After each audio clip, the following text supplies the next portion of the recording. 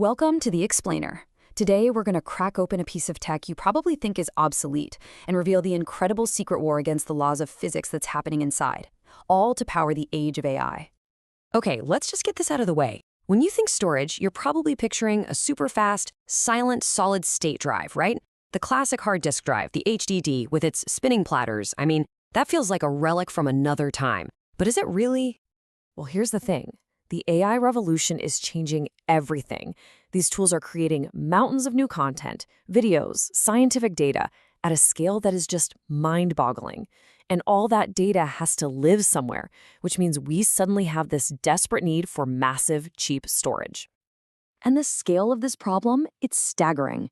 Get this, over 75% of companies are expecting their video data alone to double at least in the next 5 years. And that's mostly because of AI. You know, it takes something like 20,000 times more data to process 1 minute of video than 1 minute of text. This is the data mountain we have to climb. So, how in the world did hard drive engineers start to tackle this colossal need for space? Well, the first huge leap forward came from a deceptively simple idea. It was all about changing perspective. Literally.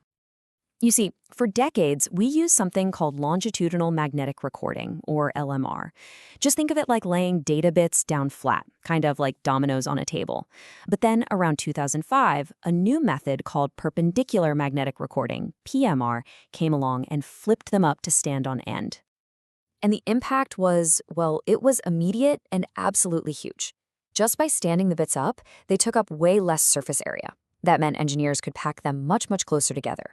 In fact, when Seagate put out its first PMR drive, they got a 30% jump in data density, practically overnight. It was a total game changer. But even that had its limits. The data tsunami wasn't slowing down, so engineers had to get really creative. They came up with some incredibly clever workarounds to keep pushing those capacities higher. Two big ideas really stand out from this period. The first one was all about overlapping data tracks. And the second, well, the second involved changing the very atmosphere inside the drive itself. So SMR was this brilliant trick to squeeze in about 25% more data by writing new data tracks that slightly overlap the one before it, just like shingles on a roof. You could fit way more tracks on the same disk. Now, there was a catch. If you needed to rewrite data on one of those overlapped tracks, you had to rewrite the whole section, which, yeah, that slowed things down a bit. The next big idea was even wilder. Engineers realized that the plain old air inside a spinning hard drive was actually a huge problem. It creates friction, turbulence, it's just messy. So what was their solution? Get rid of the air. Replace it with helium. And here's why that's so smart. Helium is 7 times less dense than air, so the internal drag just plummets. This meant engineers could suddenly stack more platters, like 7 or more instead of just 5, inside the exact same drive. And as a huge bonus, the drives used about 23% less power. A win-win. PMR, SMR, helium. Every single one of these innovations bought us more time and more space. But with that AI data demand just growing and growing, engineers knew they were racing towards a fundamental barrier, a real wall made of physics itself. A point where no clever trick was going to help. This wall has a name, the superparamagnetic limit. See, to get more density, you have to make the magnetic grains that store each bit of data smaller and smaller. But if you make them too small, the normal heat energy in the room can actually be enough to randomly flip their magnetic state. In other words, your data could just vanish. This was a hard stop for the entire industry. The laws of thermodynamics were basically screaming, you shall not pass. To get more density, bits had to shrink. But if they got too small, they became unstable. It was a true catch-22. Progress was about to hit a brick wall. So to smash through that wall, they needed something that sounds like it was ripped straight out of science fiction. They needed a way to use new, super stable materials, but the whole problem with those materials was that they were too stable. You couldn't write data to them. And the solution is called HAMR, which stands for Heat-Assisted Magnetic Recording. The idea is just brilliantly audacious. If this new magnetic material is too hard to write on when it's cold, well, just heat it up for a split second.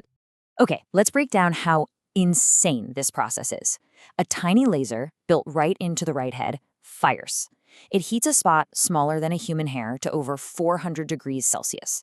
For just 1 nanosecond, the material becomes writable. The head flips the bit, and then instantly the spot cools down, locking that data in place in a super stable state. It's unbelievable. And check this out. This simulation from a research paper shows it in action. You can see the right head up top, the disk media on the bottom, and right there in the middle, that's the critical heated spot created by the laser. That tiny little glowing area is where the laws of physics are being bent for just an instant. So, HAMR technology finally broke through that superparamagnetic wall, and it basically unlocked the future for massive hard drives. But of course, harnessing that kind of power created a whole new list of extreme engineering problems to solve. The number one challenge?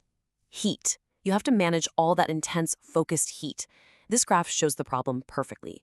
As you crank up the laser's power, the lifetime of the write head just drops off a cliff. It's this incredibly delicate balancing act between writing your data and, not melting the drive. But even with all those difficulties, the race to get HAMR into the market is definitely on. And right now, industry analysis seems to suggest that Seagate has managed to build about a 2-year lead over its biggest rival, Western Digital, in actually shipping this tech at scale. And this road ahead, it's ambitious. Seagate is already pushing past 40 terabytes. Western Digital's planning to follow in 2026, and by the end of the decade, both of them are aiming for drives that hold between 80 and a truly staggering 100 terabytes. So, you see, this supposedly old technology, it's not fading away at all. It is undergoing a radical, physics-defying reinvention. Turns out, the unsung hero of this whole AI era might just be the spinning platters inside the humble hard drive. This whole journey, this relentless fight against physical limits, has taken us from standing bits on end to firing nanoscale lasers. And it really makes you wonder, as our need for data keeps growing exponentially, what's the next impossible barrier we're going to have to break through?